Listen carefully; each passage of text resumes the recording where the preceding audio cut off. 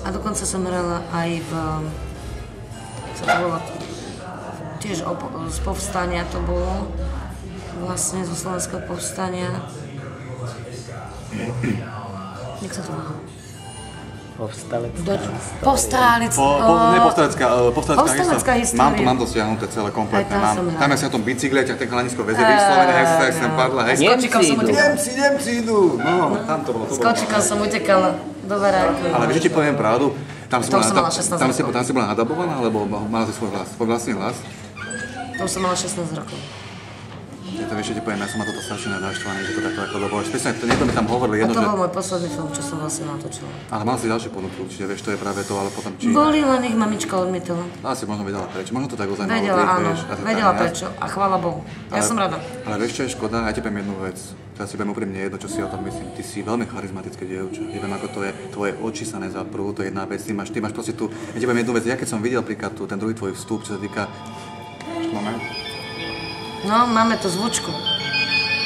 Áno, prosím. Haló?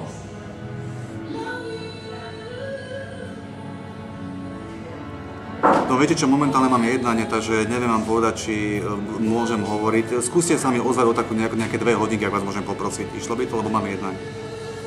Veľmi pekne vám ďakujem za obchod, majte sa dopo. To bolo aj mi hovorené, že podržať hovor, neviem, furt otravujú aj jedno z druhým, ale to je nejako dôležité. No a to som chcel povedať, že čo by sa to, sme to skončili.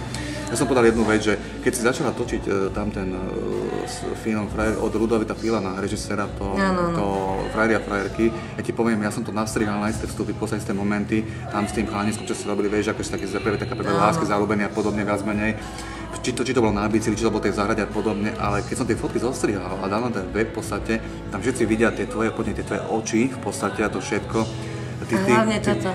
Prepočuj ma, ty ako dievča máš do dnešného dňa veľmi silnú charizmu, ja ti poviem ako to je, ty si ho mala ako dieťa, oni ťa mali radi, pretože si bola veľmi také neposledné šidlo s takým tým hezom na hlave, ak sa povie a podobne, hej.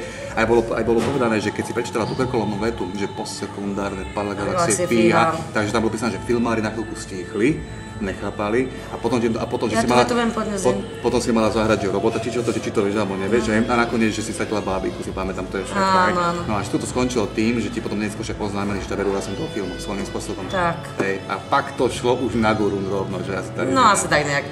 Ale hovorím, tú vetu si pamätám podnes. Druhé epicentrum postsekundárnej paragalaxie Majka Fíha. Majka Fíha, no sranda.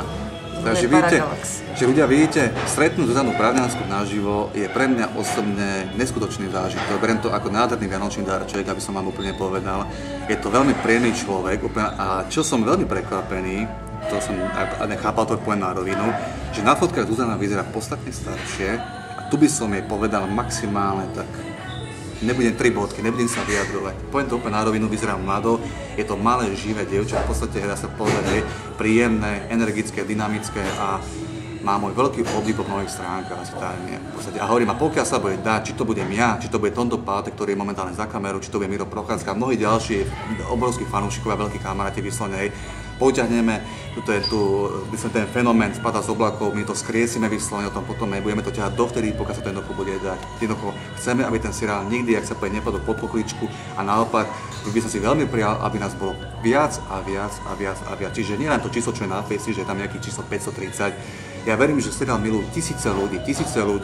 A môžem povedať, že bol som jeden z tých šťastených, čo mal tú možnosť, vďaka tomuto Tonovi, čo je vďaka Tonkovi, ktorý je za kamerou, hej, že dneska mám veľkú čest toho človeka spoznať osobne.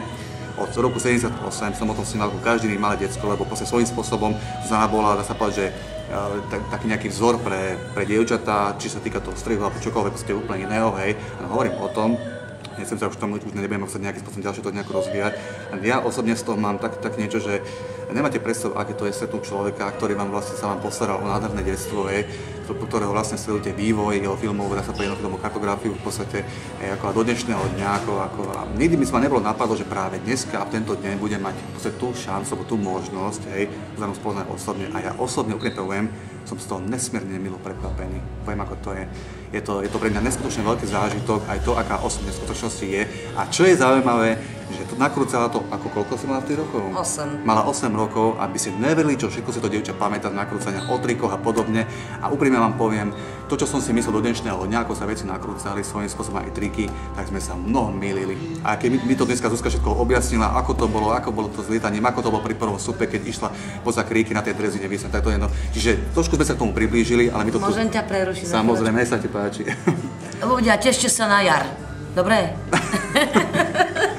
No, niečo bude. Nebojte sa. Ak dožijeme do jary, tak bude.